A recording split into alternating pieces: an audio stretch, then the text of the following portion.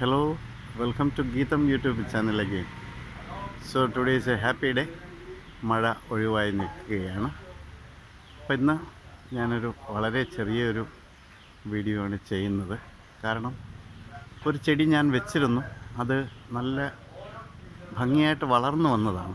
എന്തോ മഴ വന്ന് അതിൻ്റെ ഇലകളെല്ലാം ചീഞ്ഞ് ചെടി ഏകദേശം നശിച്ചു പോകാറായി. അപ്പോൾ എനിക്കത് ഉൾക്കൊള്ളാൻ കഴിയുന്നില്ല. അതുകൊണ്ട് ഞാൻ ആ ചെടിയെ ഒന്ന് റീപ്ലാന്റ് ചെയ്യാനായിട്ട് ഉദ്ദേശിക്കുന്നു.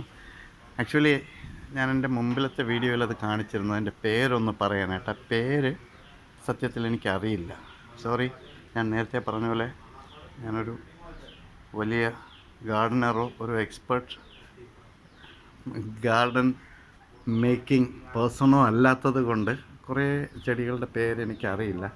ബട്ട് ഞാൻ വളർത്തുന്ന കുറേ ചെടികളുടെ പേരുകൾ ഞാൻ ശ്രമിക്കാറുണ്ട്, ഇതെന്താണെന്ന് അറിയാൻ വേണ്ടിയിട്ട്. ഓക്കെ, ആ ചെടി ഏതാണെന്ന് നമുക്ക് നോക്കാം.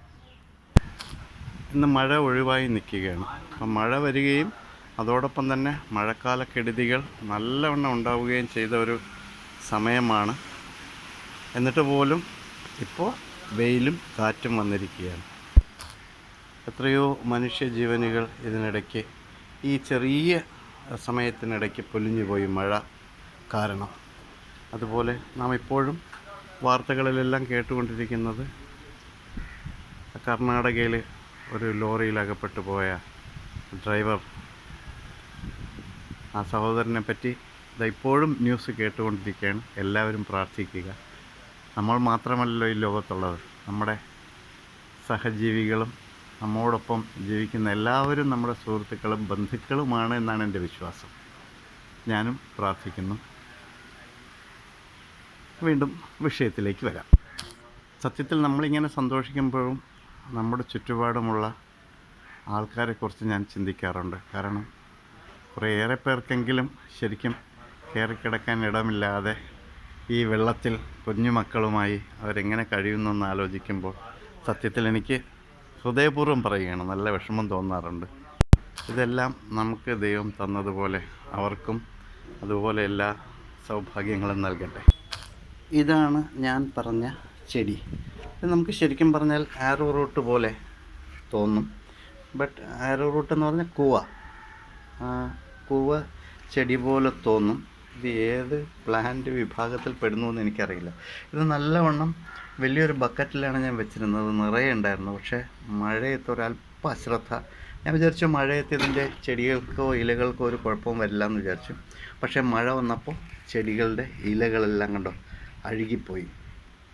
അങ്ങനെ ഞാൻ ഇവയെ മാറ്റി വെച്ചു. നമുക്കിതിനെ ഒന്ന് റീപ്ലാന്റ് ചെയ്യാം. ഇതൊക്കെ നല്ല പുഷ്ടിയായിട്ട് വളരുന്ന ചെടികൾ തന്നെയാണ്. സിങ്കോണിയം നമ്മൾ ഇടയ്ക്കൊന്ന് ഞാൻ നിങ്ങളെ കാണിച്ചിട്ടുണ്ടായിരുന്നു. ഇതൊരു പ്രൊപ്പഗേഷന് വേണ്ടിയിട്ട് 2 ചട്ടികളിലായി മാറ്റി വെച്ചിരുന്നതാണ്. കുറച്ച് ഇലകൾ വെള്ളം അധികമായിട്ടാണെന്ന് തോന്നുന്നു വാടിപ്പോയി. എങ്കിലിപ്പോൾ അത് വീണ്ടും ശരിയായി വരുന്നുണ്ട്. ഇന്ന് നമ്മൾ ചെയ്യാൻ പോകുന്ന ചെടിയെക്കുറിച്ചാണ് ഞാൻ പറയുന്നത്.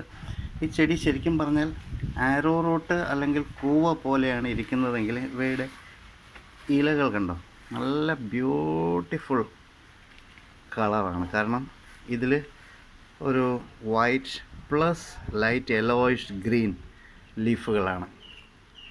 ബട്ട് ഇത് കൂവ അല്ലെങ്കിൽ ആരോ റൂട്ട് അല്ല. ഇത് റിയൽ കൂവ അല്ലെങ്കിൽ ആരോ റൂട്ടാണ്. ഇത് ഞാനൊരു ട്രയലാണ്, ഒരു ചാക്കിലാണ് ഇത് വെച്ചിരിക്കുന്നത്. ഇത്രയും വളർന്ന് കിട്ടി. എത്രത്തോളം ഇതിൽ ആരോ റൂട്ട് അല്ലെങ്കിൽ കൂവ ഉണ്ടാകുമെന്നറിയില്ല. നിങ്ങൾക്ക് ഈ തലമുറയ്ക്ക് അറിയുമെന്നറിയില്ല. കൂവപ്പൊടിയും ഇപ്പോൾ പറഞ്ഞാൽ ആരോ റൂട്ട് എന്ന് പറഞ്ഞാലേ അറിയാവുള്ളൂ.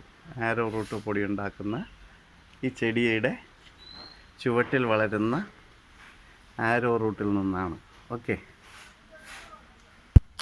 വീണ്ടും നമ്മൾ നേരത്തെ ഇളക്കിയെടുത്ത ചെടിയാണ്. കണ്ടോ കുറേ ഇലകളെല്ലാം വാടിപ്പോയി, അതിനെല്ലാം കളയുന്നു. പക്ഷേ ഇവിടെ നമുക്കൊരു പ്രതീക്ഷ നൽകുന്ന ഒരു ചെറിയ സാധനം കാണിച്ചു തരാം. കണ്ടോ ഇവയുടെ ചുവട്ടിൽ നിന്നും ചെറിയ തളിരുകൾ വരുന്നുണ്ട്.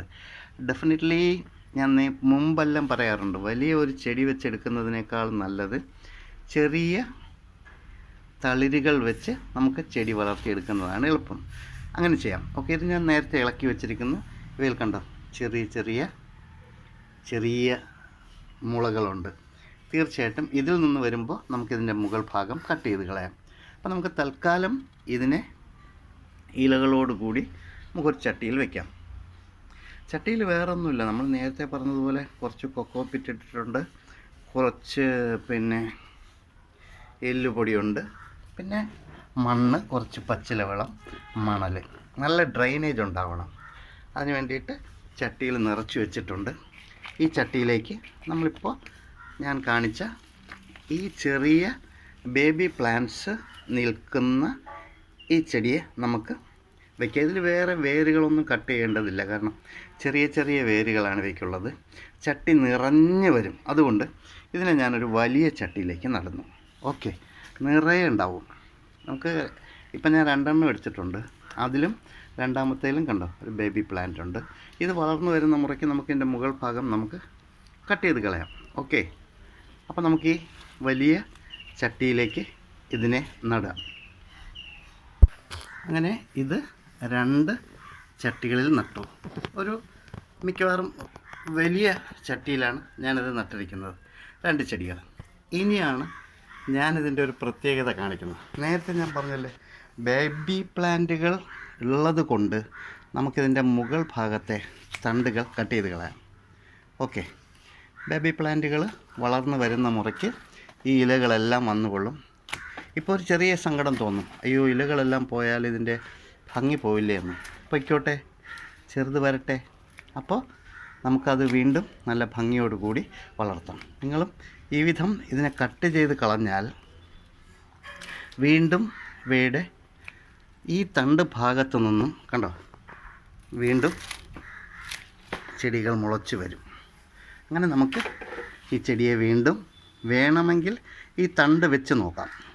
ഓക്കെ, അല്ല എങ്കിൽ ഇതങ്ങ് പൊയ്ക്കോട്ടെ.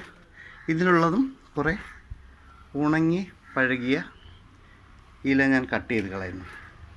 ഈ ചെടി ഇങ്ങനെ ഒന്ന് നട്ട് നോക്കുക. തീർച്ചയായിട്ടും നല്ല ബ്യൂട്ടിഫുള്ളാണ്. കാരണം കാണാൻ നല്ല ചന്തമാണ്. ചട്ടി നിറയെ വളരും. നല്ല ഡ്രെയിനേജുള്ള ചട്ടിയിൽ നടുക. ഞാൻ പ്രത്യേക വളമൊന്നും ചെയ്തിട്ടില്ല. ഇതിൽ എല്ലുപൊടിയും കൊക്കോപ്പിറ്റും ഒക്കെ ഇട്ടിട്ടുണ്ട്. ഇടയ്ക്ക് മഴയൊക്കെ ഒന്ന് തീരട്ടെ, നമുക്ക് നല്ല വളം എങ്ങനെ ചെയ്യുന്നുവെന്ന് ഞാൻ കാണിച്ചു തരാം. ഓക്കെ, അപ്പോൾ ഇന്നത്തെ ഈ ചെറിയ വീഡിയോ ഞാൻ വൈൻഡപ്പ് ചെയ്യുന്നു. നിങ്ങൾക്ക് ഇഷ്ടപ്പെട്ടുവെങ്കിൽ ഈ ചെടിയുടെ പേര് എൻ്റെ കമൻറ്റ് ബോക്സിലൊന്ന് പറയുക. ഇഷ്ടപ്പെട്ടുവെങ്കിൽ എൻ്റെ ചാനൽ സബ്സ്ക്രൈബ് ചെയ്യുകയും സപ്പോർട്ട് ചെയ്യുകയും ചെയ്യുക. Thank you. വീണ്ടും മറ്റൊരു വീഡിയോയിലൂടെ കാണാം.